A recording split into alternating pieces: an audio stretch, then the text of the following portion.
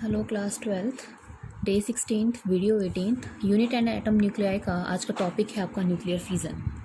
Fission का क्या मतलब होता है? फिजन का मतलब होता है जब एक पेरेंट न्यूक्लियाई जब दो डॉटर न्यूक्लियाई में टूटता है, एक हैवी न्यूक्लियस जब दो लाइटर में ब्रेक हो जाता है तो वो फिनोमेना आपका न्यूक्लियर फिजन कहलाता है। न्यूक्लियर फिजन वो न्यूक्लियर रिएक्शन होते हैं in which heavy nucleus split into two और मोर स्मॉलर कहो या लाइटर न्यूक्लियाई कहो, ठीक है। Most of the fusions are binary. इसमें से बहुत सारे फ्यूजन्स कैसे होते हैं? बाइनरी। बाइनरी का मतलब जब पेरेंट न्यूक्लियस स्प्लिट होगा तो जो डॉटर न्यूक्लियाई बनेंगे वो मोस्ट ऑफ द केसेस में दो बनते हैं। मतलब आप लगा के चलो 1000 फ्यूजन्स में से कुछ 4 ऐसे होंगे जो टर्शनरी होंगे, मतलब 3 जिसके डॉटर न्यूक्लियाई बन रहे होंगे।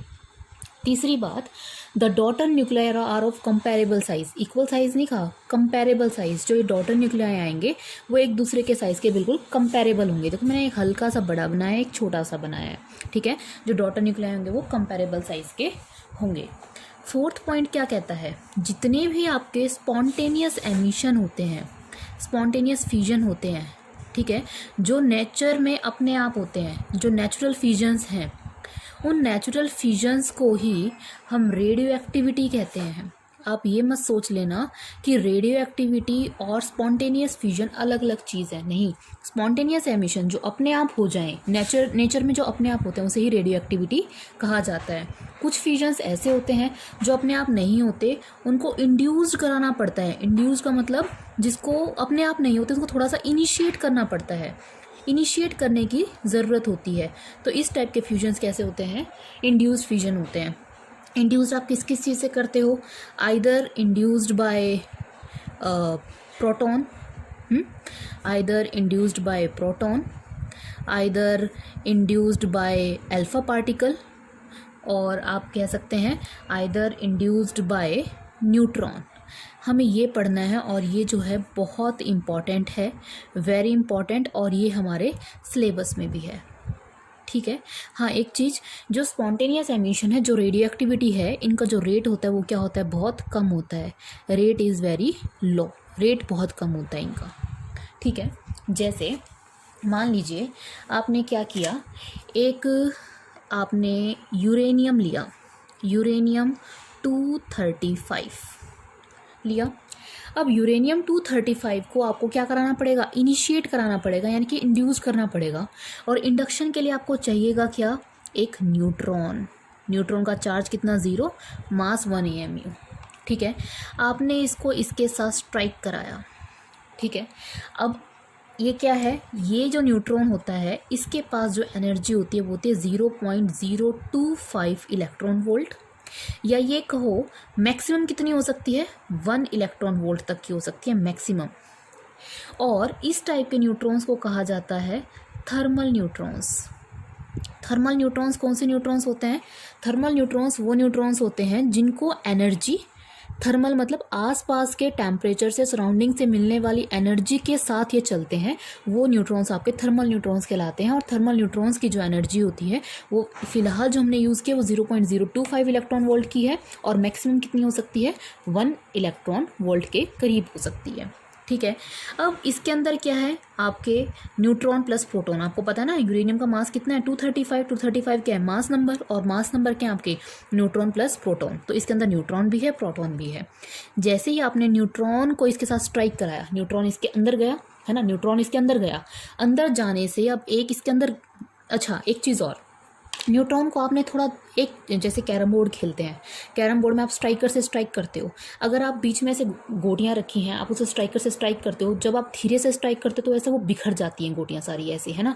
और अगर तेज़ी से स्ट्राइक करते हो तो स्ट्राइकर उछल के कैरम बोर्ड से बाहर चला जाता है। तो आपको उछाल के से बाहर थोड़ी ना पहुँचाना है, आपको इसके अंदर डालना है। तो अंदर कैसे करोगे? जब ये कैसा होगा? स्लो होगा, है ना, स्लो न्यूट्रॉन होगा, इसलिए इनकी एनर्जी कितनी होती है? मैक्सिमम 1 इलेक्ट्रॉन वोल्ट के करीब हो सकती है। जब ये स्लो है तो ये इसके अंदर घुस गया, अंदर घुसने से इसका मास क्या हो जाएगा? इसका साइज़ क्या हो जाएगा?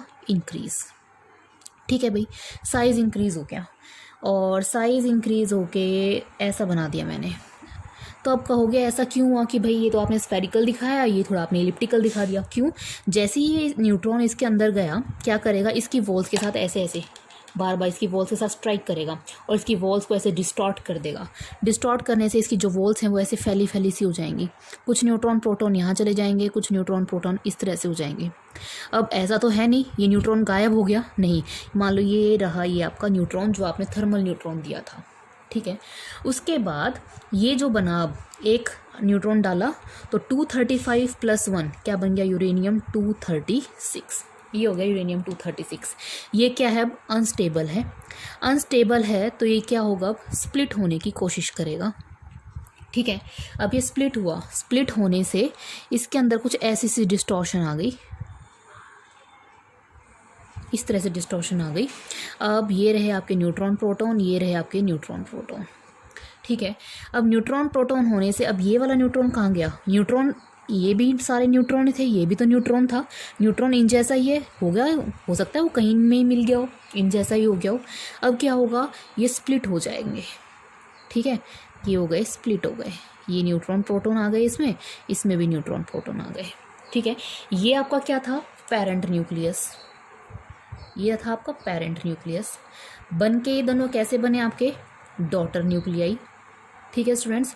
डॉटर न्यूक्लियाई देखिए, they are of comparable size. मैंने एक थोड़ा सा बड़ा बनाया, एक थोड़ा सा छोटा बनाया है ना, ये कैसे हैं, कंपेरेबल साइजेस के हैं, क्लियर है। तो यहाँ से ये न्यूट्रॉन आया, थर्मल न्यूट्रॉन, वो न्यूट्रॉन्स क्या होते हैं जो धीरे चलते हैं, जिनकी मैक्सिमम एनर्जी 1 इलेक्ट्रॉन वोल्ट के करीब हो सकती है, और ये इलेक्ट्रॉन्स आसपास के सराउंडिंग से क्या लेते हैं, एनर्जी लेते हैं। ऐसा करने से उसका मास बढ़ जाता है, उसके बाद ये इधर उधर स्ट्राइक करेगा, इसकी शेप डिस्टॉर्ट होगी। यहाँ आप लिख दो शेप डिस्टॉर्शन, शेप डिस्टॉर्ट होगी, और यहाँ लिख लो स्प्लिट, तो यहाँ ये स्प्लिट होगा, क्लियर है। इसके बाद देखो, ये अब यूरेनियम 92 to 35 में आपने एक स्लो न्यूट्रॉन डाला, जिसे आपने कहा थर्मल न्यूट्रॉन। ऐसा डालने से ये आपका बन गया यूरेनियम 92 + 0 92, 235 + 1 236 बना। अब जो ये यूरेनियम 236 है, ये स्प्लिट होता है, ज़रूरी नहीं है कि इससे हमेशा बेरियम प्लस क्रिप्टॉन। अच्छा, एक चीज़ और, अब जब ये स्प्लिट होता है तो क्या स्प्लिट होने के बाद सारे के सारे न्यूट्रॉन इधर आ जाते हैं, नहीं, कुछ न्यूट्रॉन ऐसे छूट जाते हैं, मतलब झलक जाते हैं बाहर की तरफ। मान लीजिए कुछ न्यूट्रॉन बाहर चले गए, मैंने कह दिया 3 न्यूट्रॉन्स चले गए बाहर, मतलब जो न्यूट्रॉन थे, एक न्यूट्रॉन आया, शेप डिस्टॉर्ट हुआ, स्प्लिटिंग हुई, उसके बाद कुछ न्यूट्रॉन छलक के बाहर चले गए। सपोज छलक के कितने बाहर गए, 3 न्यूट्रॉन्स गए, ठीक है। तो बेरियम प्लस क्रिप्टॉन प्लस, मान लिया हमने निकले 3 न्यूट्रॉन, ठीक है। बेरियम का होता है 56 और क्रिप्टॉन होता है 36, मास नंबर इसका 89, इसका होता है 144, प्लस निकलती है एनर्जी, ठीक है। हमेशा बेरियम और क्रिप्टॉन नहीं बनते, कई बार आपने tin plus niobium plus 4 neutrons भी निकलते हैं और कुछ एनर्जी निकलती है। टिन का एटॉमिक नंबर होता है 51, मास नंबर 133, नायोबियम का 41, मास नंबर 99। एक और हो सकता है xenon plus strontium SR plus 2 neutron निकलते हैं प्लस कुछ एनर्जी निकलती है। जीनन का एटॉमिक नंबर होता है 54, मास नंबर 140, स्ट्रॉन्शियम का होता है 38 और इसका होता है 99 और कुछ एनर्जीज निकलती है। देखिए यहाँ पर मैंने 3 न्यूट्रॉन बताया, ज़रूरी थोड़ी ना 3 न्यूट्रॉन निकलेंगे, हो सकता है 4 न्यूट्रॉन निकले, हो सकता है 2 न्यूट्रॉन निकले। आपके एनसीईआरटी की बुक में तीनों केसेस दिए हुए हैं कि भाई यूरेनियम 92 to 36 स्प्लिट होकर ये भी बन सकता है, यूरेनियम 92 to 36 स्प्लिट होकर ये भी बन सकता है, 92 to 36 स्प्लिट होकर ये भी बन सकता है। अब एक में 3 निकल रहे हैं, एक में 4 निकल रहे हैं, एक में 2 निकल रहे हैं, तो मैं कह दूँ on an average 2.5 neutrons release per fission of uranium 235। On an average 3 4 2 का हमने क्या ले लिया, ओवरऑल एवरेज लिया कि 2.5 न्यूट्रॉन छलक जाते हैं बाहर की तरफ। यहाँ तक क्लियर है। अब ये जो एनर्जी आई, इस एनर्जी की बात करते हैं, ये एनर्जी कहाँ से आई, ठीक है, एनर्जी फॉर फ्यूज़न। अब हमारा टॉपिक है एनर्जी फॉर फ्यूज़न। आपने बाइंडिंग एनर्जी पर न्यूक्लियन का ग्राफ पढ़ा था, ये रहा आपका बाइंडिंग एनर्जी पर न्यूक्लियन, और ये किस में दी जाती थी, इन मेगा इलेक्ट्रॉन वोल्ट। और इधर है आपका मास नंबर ए। क्लियर है? ग्राफ की शेप कुछ इस तरह से थी, इस तरह से, और ये। ठीक है, अब आपने पढ़ा यूरेनियम 92 236 स्प्लिट करता है। ठीक है, मान लिया ये वाला जो केस है यहाँ पर, ये है आपका 236 और ये यूरेनियम। ठीक है, अब यहाँ पर आपने पढ़ा होगा इसकी energy, binding energy per nucleon सबसे कम होती है, इसी वजह से ये क्या है, अनस्टेबल। इसकी बाइंडिंग एनर्जी पर न्यूक्लियन होती है 7.6 मेगा इलेक्ट्रॉन वोल्ट के करीब की। ठीक है, अब इसने कहा कि 2 लाइटर न्यूक्लियाई बनेंगे। मान लो यहाँ के कोई 2 लाइटर न्यूक्लियाई बने कंपेरेबल साइज के। ठीक है, यहाँ से यहाँ कंपेयर करो, यहाँ की एनर्जी, बाइंडिंग एनर्जी कम है, यहाँ की बाइंडिंग एनर्जी क्या है, ज़्यादा। सबसे ज़्यादा किसकी होती है, आयरन की। आपने पढ़ी है 8.7, करीबन करीब हमने मान ली ये है आपकी 8.5 मेगा इलेक्ट्रॉन वोल्ट के करीब जो आपका बना है, ये मान लिया हमने ये है। ठीक है, अब देखिए एक्स टूटा आपका वाई प्लस जेड में, यानी कि ये जो था ये आपका पेरेंट न्यूक्लियाई था और ये स्प्लिट होके बना आपका डॉटर न्यूक्लियाई। बहुत ध्यान से देखना, ये बहुत इंपॉर्टेंट टॉपिक है, पेरेंट न्यूक्लियाई, डॉटर न्यूक्लियाई। अब देखिए binding energy per nucleon, x की बाइंडिंग एनर्जी पर न्यूक्लियन कितनी है, यानी यूरेनियम जो 236 स्प्लिट हुआ है किसमें, बेरियम क्रिप्टॉन में या फिर टिन नायोबियम में या जीनन और स्ट्रॉन्शियम में, उसकी बाइंडिंग एनर्जी कितनी है यूरेनियम 236 की, 7.6 मेगा इलेक्ट्रॉन वोल्ट। और इनकी कितनी है, हमने मान लिया इनकी कितनी है, 8.5 मेगा इलेक्ट्रॉन वोल्ट, और इसकी भी कितनी है जेड की, 8.5 मेगा इलेक्ट्रॉन वोल्ट, इतनी है। अब ये तो बाइंडिंग एनर्जी पर न्यूक्लियन है ना, हमें निकालनी है टोटल बाइंडिंग एनर्जी।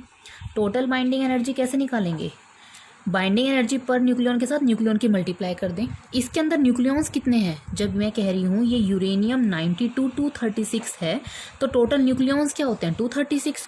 अप्रॉक्सीमेशन मैं ले रही हूँ कि सपोज मान लीजिए इसके अंदर 36 कैलकुलेशन में आसान हो जाएगा, 236 को अप्रॉक्सीमेटली मान लूँ मैं 240 है। ठीक है, तो 240 मल्टीप्लाई बाय 7.6। अच्छा, इधर y और z ये आपका जो था करीब करीब मान लिया कि 240 था, टूट के ये 120 आ गया, ये 120 आ गया। ठीक है, इसमें 100 न्यूक्लियन 120, और इसकी kinetic energy 8.5, binding energy sorry, और इसकी भी 8.5। जब इसे आप सॉल्व करोगे तो इसकी आएगी 1824 मेगा इलेक्ट्रॉन वोल्ट, इसकी आएगी 1020 मेगा इलेक्ट्रॉन वोल्ट, और इसकी भी कितनी आएगी, 1020 मेगा इलेक्ट्रॉन वोल्ट।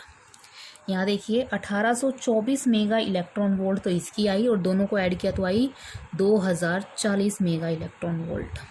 यहाँ देखो एक्स जो पेरेंट न्यूक्लियर था उसकी जो बाइंडिंग एनर्जी आई, टोटल बाइंडिंग एनर्जी वो कितनी आई, अप्रॉक्सीमेशन 1824, और वाई प्लस जेड की कितनी आई, 2040 मेगा इलेक्ट्रॉन वोल्ट।